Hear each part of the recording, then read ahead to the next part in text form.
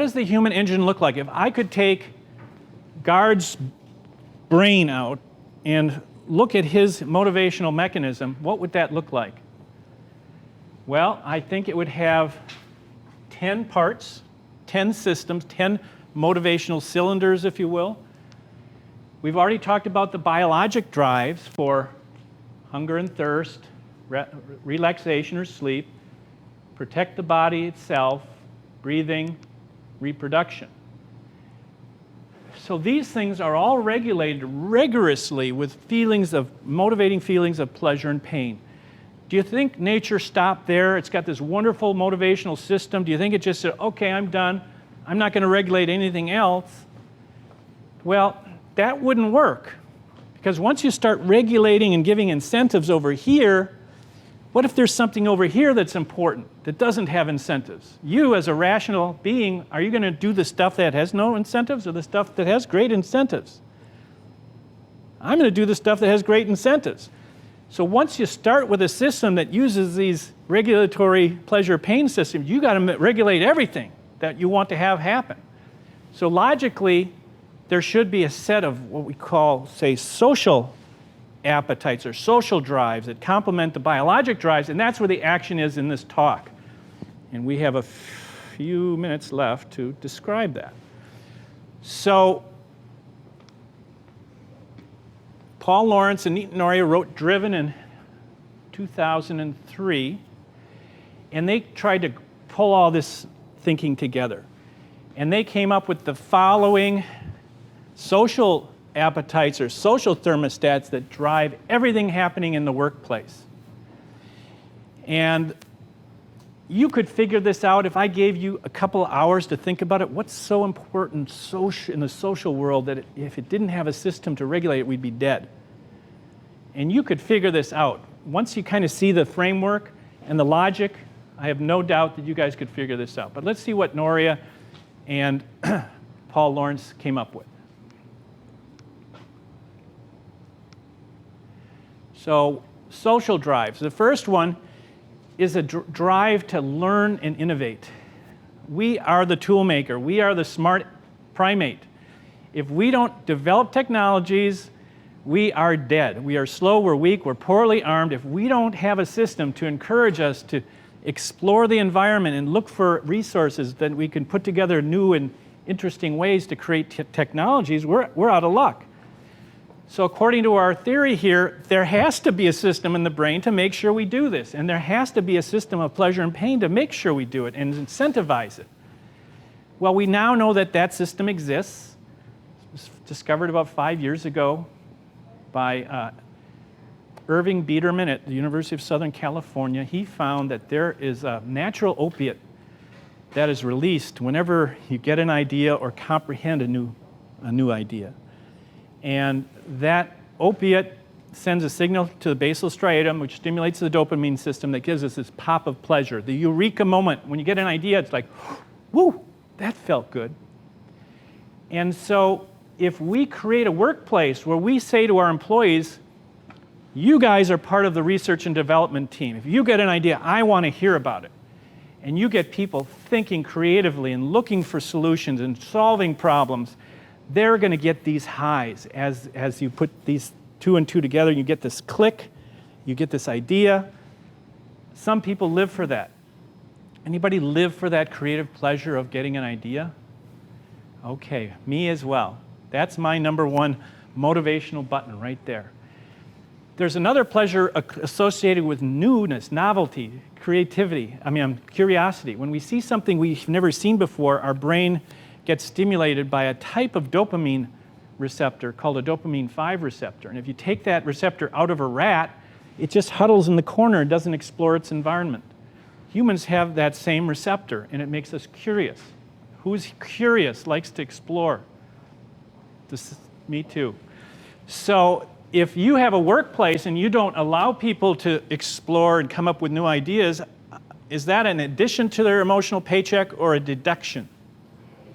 That's a deduction. So it's not hard to turn that on. You just say to your employees, we want you to think, we want you to be creative, and we're going to have a process to take your ideas and help you develop them. If you do that, you're aligning with human nature, and you're turning on one of these natural highs that's built into the system that makes people, want to work hard. The next one is the drive to acquire. Drive to acquire anything, a skill, a piece of property, anything that our culture values. If our culture values certain assets, it could be physical assets, it could be our physical body assets, it could be our professional assets and knowledge assets, our skill assets. Every time we develop a skill or get one of these key assets, our self-esteem ratchets upward. We walk tall, feel proud, and that's the most important form of a reward because it stays with you. It's not a one-time spike like that innovation eureka moment. This is something that you feel good today, tomorrow, the next day, the next day. The best example for me was when I got my black belt in karate. I was badass, and I've walked a little taller ever since, because it just boosted my self-esteem, and you feel better, you feel more confident, and that's something we want our employees to have. We want them to feel like confident experts who are really good at what they do, and we have to help them become that expert. And that gives a huge bump to that emotional paycheck. This is the easy one, the achievement drive. That's the pleasure of a win that the reward and recognition industry is already doing a marvelous job pressing. When somebody does a good job, you give them an attaboy, you maybe give them a plaque saying, thank you for your service, here's what you did. And they can look at that plaque the rest of their lives, and each time they get this pop of pleasure, this pleasure of achievement. So that's the easy one. So we're going to go to the next one. And the drive to bond, the drive to have close interpersonal relationships, because there's another neurotransmitter in our brain called oxytocin, the relationship hormone. When we pet our dog or hug our kids or go out with our buddies for beer and high five, oxytocin is released. It is the force that keeps us together. If you turned off oxytocin in all of our brains, we wouldn't care about each other anymore, and we'd scatter like cats. And so if you create a workplace environment that encourages people to have really honest, committed relationships with one another, that's hugely important. So when you come into the workplace, you're coming into a family who cares about you, you care about them, you're all kind of part of the same entity, and a very important form of reward. And then the last drive is the drive to defend. And that's the motivational button we don't want to press. We don't want to threaten people's assets because they're going to go ballistic on us and do all kinds of negative things, and they're going to become enemies and disengage, and it's going to cost us, lots of money. But you get the idea here that this is wired into us. These are really core needs. There's specific neurotransmitters that are regulating these feelings. And if we can create a workplace and design it around those 5 drives, we're going to go bananas, as Steve and Holly are going to explain shortly, because they're going to talk about their success story using this specific approach. So there's 5 thermostats. If you help your employees optimize their thermostats, they're going to get all these good feelings. Those are I call them the productive highs or productive pleasures. And that's what that bonus, that emotional bonus was on the paycheck. You got your monetary pay and benefits, and you get that emotional bonus tapped on top. Well, that's composed of these positive feelings radiating out from the 5 thermostats. So that's how you create it. You create a workplace that helps people balance these 5 core needs.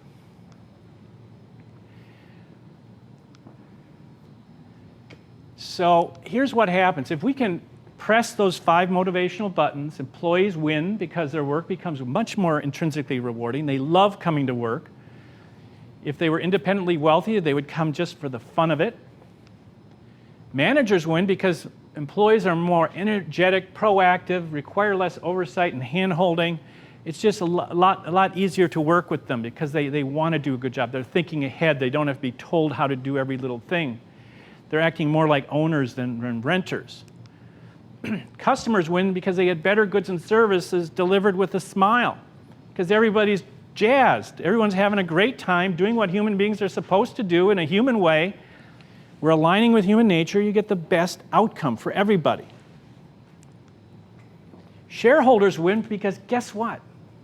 How much more money do you make if you have, say, 30% engaged employees versus 70% engaged employees? What do you think? Would you double profitability, double market share, and cut employee retention or employee turnover in half, say? And that's exactly what we're finding, is that when you turn on these natural systems, you can double productivity, double profitability, become a best place to work in your location, and it's not a small effect, it's a big effect. Because we're so bad at it now, if we get it right, there's a big bump. And just to summarize, there's no conflict here between what employees want and businesses want. Employees want to get ideas and innovate and get those creative highs. Well, last time I checked, companies want employees to innovate as well. Is there a mismatch here? Employees want to feel like confident experts at in their field. Well, last time I checked, businesses want their employees to be experts, right? Any mismatch here? Employees want to achieve goals and get rewarded and recognized for those goals. Well, last time I checked, companies want you to achieve goals as well. So there's no mismatch. Employees want to have close, warm, interpersonal relationships with the people they work with. Well, last time I checked, companies want teamwork and collaboration, right? Any mismatch between what nature wants and what the business wants? No. And finally, employees want to feel safe and secure. Well, companies want that too, because if you stress out your employees, productivity plummets and healthcare rockets. So it's very bad for your business. I call this employee-first management. Take care of the needs of your employees by pressing their 5 buttons.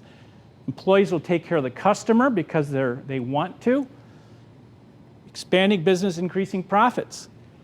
If you try to short-circuit this, just take care of the customers and forget about the employees, well, that doesn't work, because these guys are taking care of these guys. If they're pissed off, they're not going to do this. What about we just focus on the money? Well, now we're not taking care of anybody's needs. We're not providing any value, so we're not going to succeed at just paying attention to the bottom line. The bottom line comes by providing value, and providing value comes through pressing the 5 buttons. What about a reboot? This is not a tweak that I'm suggesting. It's a reboot, a cultural reboot, where we create a workplace game that people will love to play because they're getting pleasure from it, just like you like to play golf. I would like you guys to make a commitment today. Just like in The Matrix, the movie The Matrix, Neo, Morpheus comes up to Neo and says, "Okay, Neo, if you take the red pill, you go back into the Matrix. And you just forget we ever met. You go back to that life. Take the blue pill, you go down the 5-drive rabbit hole. And that will, I believe, take you to a much better place where employees enjoy their work more, companies are more productive, customers are happier, shareholders are happier. That's the better place I'm promising you. Which one do you want? The red pill stays the same, or the blue pill? And I'm serious. I'd like everybody to write down, are you going to take the red or the blue pill? Red stays the same, blue, we go down the 5-drive rabbit hole. Blue pill, I heard them. So let's talk to Steve and Holly now, because they've gone down the rabbit hole and they're going to report on what happened down there. I'm Steve Swanson. I'm the president of McFarland State Bank. This is Holly Hoyer, who's the vice president of HR for our bank. And I'm going to just briefly explain how we started studying. Paul mentioned a lot about his book, but it's called Primal Management. I'm just going to give a real-life example of what our company did. This is just going to take 5 minutes. We were struggling with a few challenges in our organization: efficiency, productivity, and we were looking at doing our own sort of reboot. And one of our directors challenged me in a board meeting saying, you know, maybe you should look at your culture first. And he made a suggestion. He had known Paul. And so I thought, okay, that's interesting. Maybe that wouldn't be a bad idea. Is our culture in the right spot to receive what we're going to do? So I love reading books on management and what the latest is in the industry and strategic planning and all that. So I went out and I got Paul's book and I read it, and as I was reading, I kept saying to myself, yeah, oh yeah, oh, and it just kept one thing after another, and I realized this is really, as much as Paul's getting into, and it sometimes sounds complex because it gets in how our minds work, it's really very simple. And that's what I loved about it. You just have to attack the 5 social appetites. So what we did is we started, I passed out the book, Holly and I started reading it, and then we talked with our board, and they agreed that we'd go ahead and implement a culture change at our bank. And so the next step for us was we got our management team together, which was about 16 people, and we essentially started a book club. We attacked one chapter at a time, talked about it, how we're doing, and what we think could change if we started putting some of these practices into place. And then we went about it, and once we got done with that, we then decided to kick it off to our employees. And I'm going to let Holly explain the process we went through once we kicked it off to our employees. And I'll just finish by saying the first thing we had to do was sort of assess where we're at.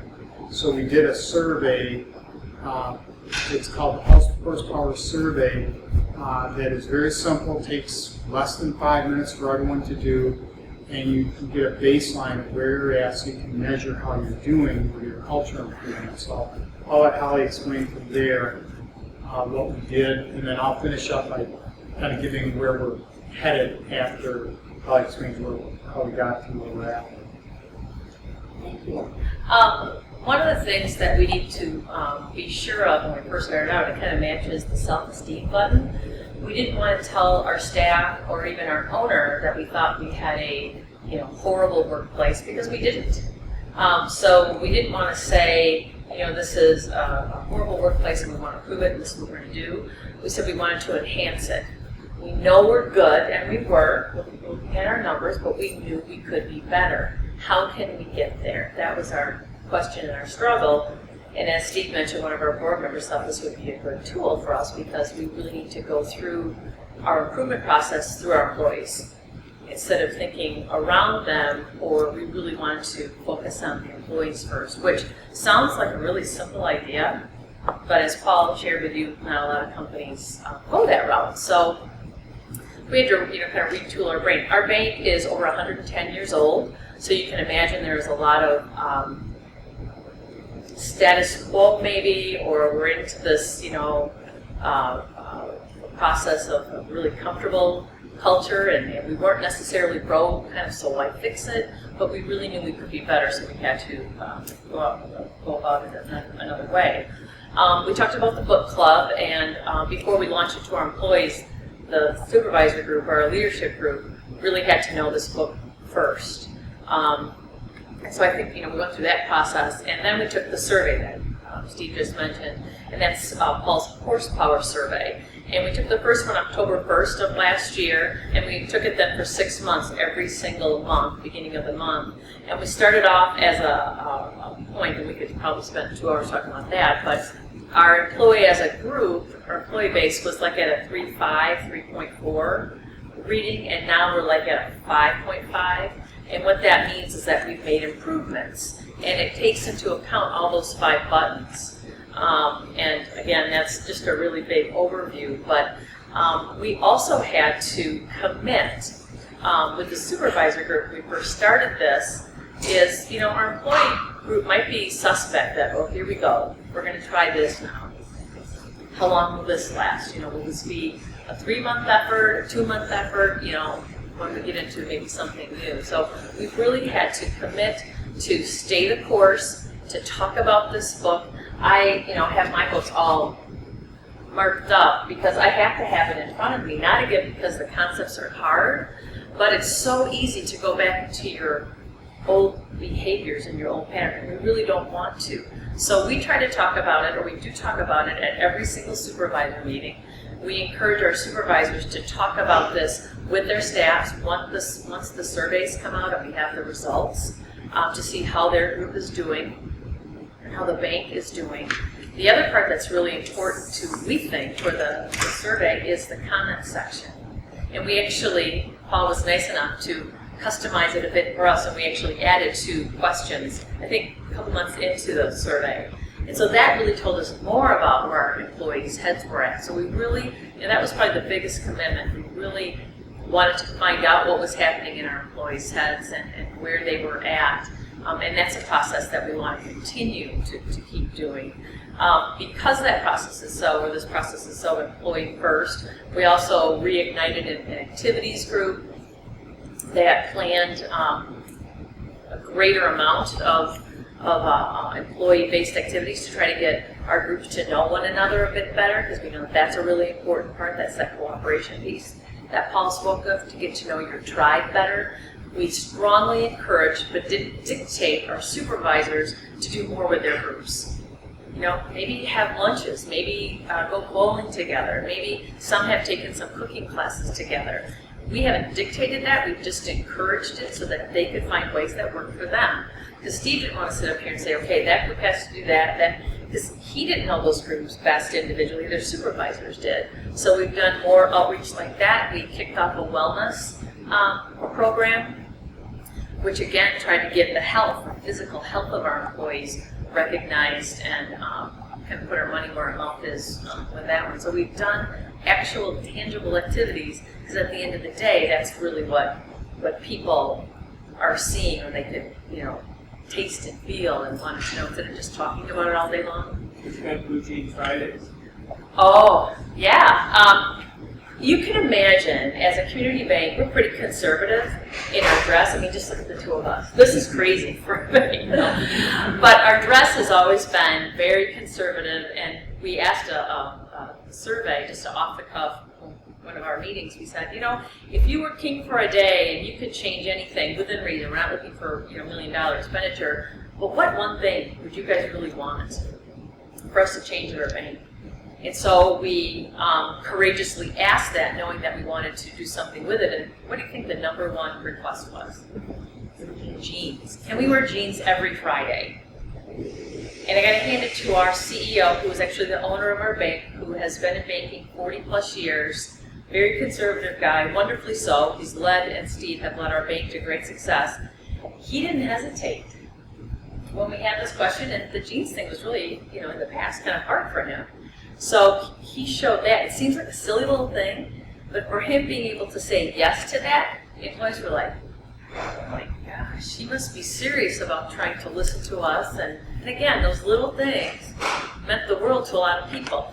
For some of us, it's not as big of a deal to wear jeans on Fridays, but for other people, and a good majority, it's like, manna from heaven. It's just this really important thing. But those are those little touch points, those little hot buttons. What we find is that we continually have to be aware of those 5 touch points, the 5 hot buttons, and make sure that we're not pushing that self-protection one, but really talking about achievement, innovation, the competency, and what's the other one I'm forgetting? Cooperation, the tribe building. So we've been trying to do all of those things with tangible efforts, but then also challenging our supervisors to think about how they're communicating. What are they doing with their group? So it wasn't just, again, Steve dictating the whole thing. It was, you guys need to own this. And you also need to look at your own behaviors, too. Are you creating an environment that is, pushing that self-protection button? Be aware of that. We also told our supervisors, with regards to flexibility of people's different jobs, if someone needs to alter their hours or needs to alter, you have the flexibility to do that. Now, if you're customer facing and we have to have the phones answered or the customers tended to. Those are different, and you can figure out different things, but we gave them great flexibility to figure out what their respective groups wanted and let them do that. And again, not that we were a heavy top-down, but that just wasn't something we talked about. So for Steve to be able to say to the groups, if you've got flexibility concerns or desires in your group, have at it. I want our customers tended to, most definitely. But if you can make all that happen, I'll give you the flexibility to do it. And I think that also was a big thing. Anything else you want me to touch on? Because I could talk a lot about this, but I also understand we have to keep to a time. Yeah, I'll just finish up by saying that we've been at it, as Holly said, since last October, and we're migrating through it. The biggest change happened in the first 4 months, which is exactly what's predicted in Paul's book. And I do liken it, though, a little bit to being on a diet. You hit a plateau, and we're now trying to figure out what we do to break through that plateau so we can keep making progress, because we want to continually get better. But our scores have improved to the point where we really feel like our culture is in a pretty good spot right now. But we have a goal of being nominated as one of the best places to work in Dane County, and to get there, it's going to be more of a process for us. So we feel we're on that path, and very happy that we stumbled across primal management and all the concepts, because it is very easy to execute. And that's all I really have to say, so thank you for allowing us to come.